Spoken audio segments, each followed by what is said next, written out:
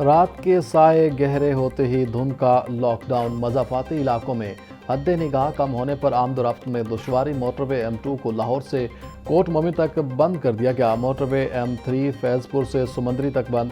Motor وے M4 Pindi Bhattian سے عبدالحکیم تک دھند کی وجہ سے بند۔ موٹر وے پولیس کی شہریوں کو غیر ضروری سفر سے گریز کرنے کی ہدایت۔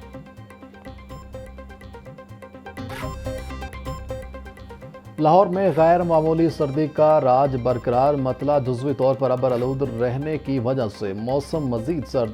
شہر کا کم سے کم درجہ حرارت 4 ڈگری تک ریکارڈ کیا گیا۔ PDMA نے جنوری کے آخر تک شدید سرد موسم کی پیش گوئی کر دی۔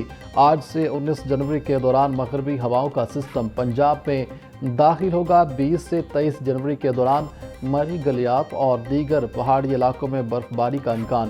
لاہور، سرگودا، گجرانوالہ، ساہیوال، ملتان ڈویژن میں بارش کا امکان۔ PDMA نے بارش اور سردی کی شدت میں اضافے کا الرٹ جاری کر دیا۔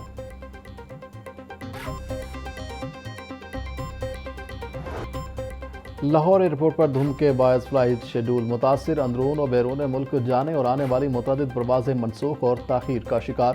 لاہور سے کراچی جانے والی پرواز PA 403 دھند کے باعث منسوخ۔ دبئی سے لاہور آنے والی پرواز PA 411 دھند کے باعث تاخیر کا شکار۔ کراچی سے لاہور آنے والی پرواز PA 8429 لیٹ۔ فلائٹ شیڈول متاثر ہونے سے فضائی مسافر پریشان۔ میدانی علاقوں میں دھند نے ٹرینوں کا راستہ بھی روک لیا۔ کراچی، کوئٹہ اور دیگر شہروں سے لاہور آنے اور جانے والی ٹرینیں گھنٹوں تاخیر کا شکار۔ کراچی سے آنے والی پاکستان ایکسپریس 7 گھنٹے 20 منٹ، عوام ایکسپریس 3 گھنٹے 30 منٹ لیٹ، رحمان بابا ایکسپریس 3 گھنٹے 10 منٹ، جعفر ایکسپریس 2 گھنٹے 40 منٹ تاخیر کا شکار۔ قراقرم ایکسپریس 2 گھنٹے 35 منٹ، پاک بزنس ایکسپریس 2 گھنٹے 30 منٹ لیٹ، مسافر خوار۔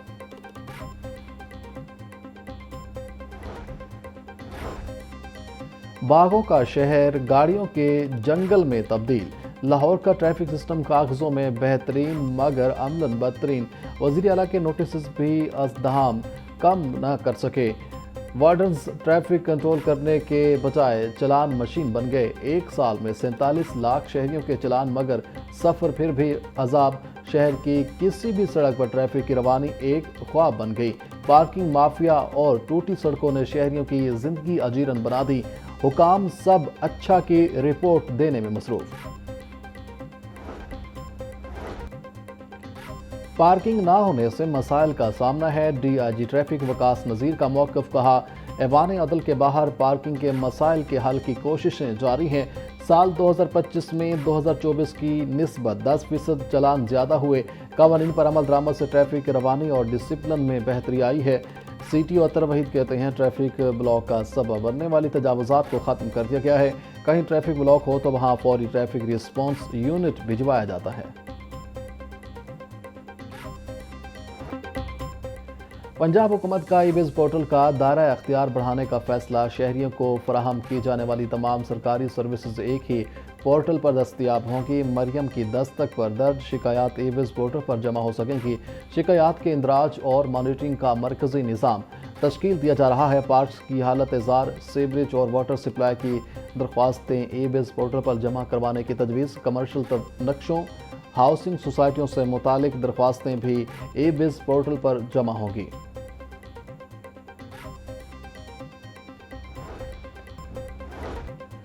لاہور سمیت صوبہ بھر میں گندم کی قیمت میں 700 روپے فی من اضافہ، 10 روز میں 3700 روپے فی من والی گندم کا ریٹ 4400 روپے ہو گیا۔ لاہور میں گندم کی فی من قیمت 4450 روپے ہو گئی۔ لاہور کے متعدد علاقوں میں 20 کلو آٹے کا تھیلا نایاب، 10 کلو آٹے کے تھیلے کی قیمت 905 روپے بڑھنے کا انکشاف، 15 کلو آٹے کا تھیلا 1500 روپے سے بڑھ کر 1750 روپے کا فروخت ہونے لگا۔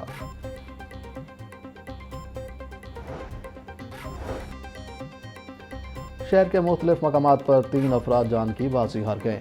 وحدت روڈ مصطفیٰ ٹاؤن میں واقع گھر میں آگ لگ گئی، آتش زدگی کے نتیجے میں بزرگ شہری جھلس کر جاں بحق، متوفی کی شناخت 65 سالہ محمد شعبان کے نام سے ہوئی، ریسکیو حکام کے مطابق کمرے میں ہیٹر کے باعث آگ لگی، بھاٹی گیٹ پناہ گاہ میں رہائش پذیر 60 سالہ شخص مردہ حالت میں ملا، متوفی کی شناخت 60 سالہ عارف کے نام سے ہوئی، ملتان کا رہائشی تھا، لاری اڈا آزادی فلائی اوور کے قریب 35 سالہ شخص مردہ حالت میں ملا۔ متوفی بظاہر نشے کا عادی معلوم ہوتا ہے، شناخت نہ ہو سکیں۔